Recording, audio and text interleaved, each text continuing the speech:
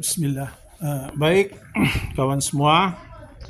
Kali ini filosofi saham akan membahas saham-saham yang dimasukkan di dalam portfolio reksadana. Nah, ini ada saham-saham yang dimasukkan reksadana atau saham reksadana. Biasanya reksadana memasukkan di dalam portfolio. Kalau kita lihat pada tahun-tahun ini lebih banyak sukuk obligasi ya. Dan jarang sekali emiten dimasukkan sebagai bagian dari portfolio reksadana. Saya sudah membaca reksadana portfolionya dan ini ada 7 saham yang dimasukkan reksadana. Tentu itu atas pertimbangan manajer investasinya ya. Ada 7 saham itu adalah Unilever, TLKM, KLBF, ASII, MDKA, SMRA, dan Adro.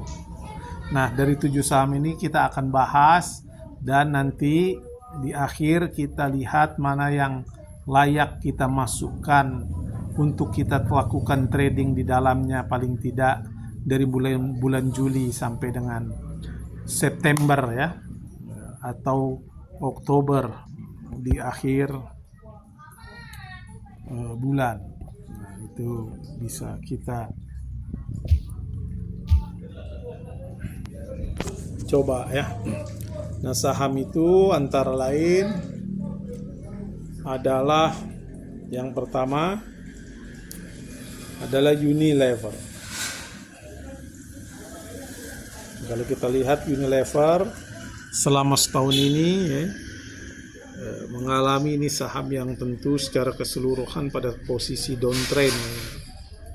Kalau kita lihat keseluruhan saham ini posisinya downtrend dan puncaknya itu pada tahun 2007 itu di 11.000 dan sekarang 4.260 dan terendahnya itu di 3.570 bulan April. Nah, ini mengapa kita lihat keseluruhan untuk tahu posisi keadaan saham. Nah, itulah saham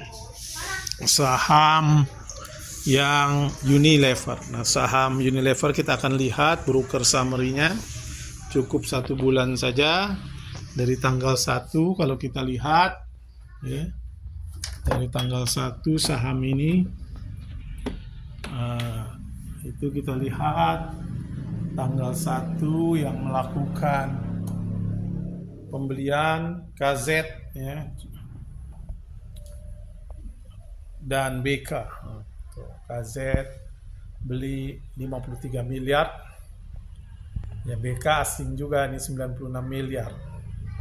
Nah, ini pada posisi distribusi. Nah, kita akan lihat posisi retail membeli ya, PD, YPNI ini adalah broker-broker retail yang beli dan asing menjual. Nah, ini harganya di 4.260. Nah, itu yang pertama. Tentu banyak juga yang nyangkut ini di Unilever. Kalau kita lihat berdasarkan broker summary, itu saham yang pertama. Jadi Unilever pada posisi distribusi. Kita lanjutkan TLKM. Nah, bagaimana secara keseluruhan saham ini ya, saya kira pada posisi masih bullish ya. Nah, ini terakhir. Tapi kalau kita lihat 1 tahun terakhir misalnya, ini ya terendah pada 3.700 pada bulan Desember 2022 dan sekarang di 4.000-an. Nah, kita ingin lihat bagaimana kondisi asing ya, karena ini saham TLKM. KZ beli 249 miliar, YU 415 ya, ZPAK, MG. Nah, kalau kita lihat retail banyak masuk pada saham ini ya, asing melakukan distribusi. Artinya saham ini sedang juga didistribusi.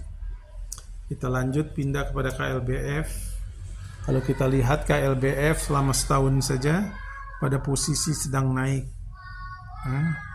Dan kita lihat harga terakhir 2050 pada posisi turun.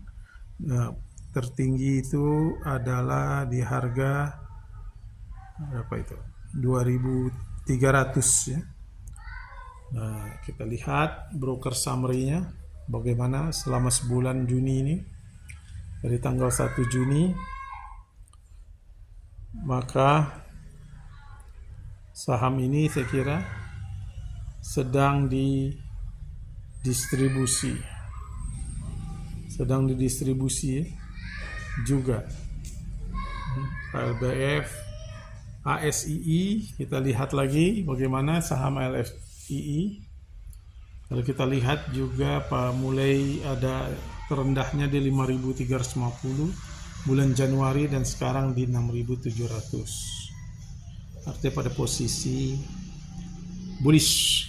Nah, kita lihat dari tanggal 1 BK masuk 625 miliar, RX pada jualan ini asing, RX, CS dan sebagainya ditampung oleh BK. Dan kita lihat investor lokal ya juga tidak terlalu dominan ya. YP mulai keluar. Nah, ini masih pada posisi menarik juga ya sih. Nah, kalau kita lihatlah selanjutnya MDKA bagaimana. Selama setahun ini kita lihat MDKA pada posisi downtrend. Harga tertingginya 4.950 ya pada bulan Januari, terendahnya itu di bulan Mei 2.900, sekarang mulai naik. Nah, MDKA kita lihat juga dulu broker summary. Kita lihat LG, JP ya, ini brokernya asing melakukan distribusi ya. HK 231 miliar ya. Dan kita lihat ini PD ya, JP. Nah, ini aslinya menarik juga MDKA kita masukkan. Retail tidak banyak keluar juga. Nah, kita lihat sekarang Sumarekon. Nah, kalau kita lihat Sumarekon itu harga terendahnya 500 bulan Maret dan sekarang pada posisi bullish di 660. Nah, kita akan lihat broker summary-nya. Nah, itu ZPDRCC yang bayarnya 26, PD pada jualan, YP jualan. Nah, ini retail jualan, asing melakukan akumulasi. Nah, ini menarik saham SMRA. Terakhir Hadro, kita lihat bagaimana pergerakan Hadro selama setahun pada posisi downtrendnya, bearish. Nah, kita akan lihat harga terendahnya di 2070, sekarang mulai naik ya. Tertingginya 4.000 pada September. Nah, kita ingin lihat selama sebulan, bulan Juni bagaimana. Nah, ini asing membeli 136 miliar ZP, yang jual BK ya, dan sebagainya. YP mulai keluar dan sebagainya. XC masuk. Nah, Hadro juga menarik. Nah, kalau kita coba ambil sebuah ya, bukan kesimpulan lah, perspektif saya dari ketujuh saham yang ada di dalam portfolio reksadana emiten ini, yang menurut saya menarik untuk kita masukkan watchlist. Paling tidak ada 4 saham ya. Yang pertama adalah Hadro, kedua Sumarekon, SMRA, MDKA, dan Astra. Ini kita menarik untuk kita masukkan ke dalam watchlist untuk kita trading 1 bulan, 2 bulan, ketiga. Tentu pertimbangan manajer investasi memasukkannya ke dalam portfolio reksadana dengan pertimbangan jangka panjang. Kalau saya trader jangka pendek, dari ketujuhnya ini hanya 4, dan dari 4 ini saya pun memfokuskan pada trading pada 2 saham, SMRA dan Hadro.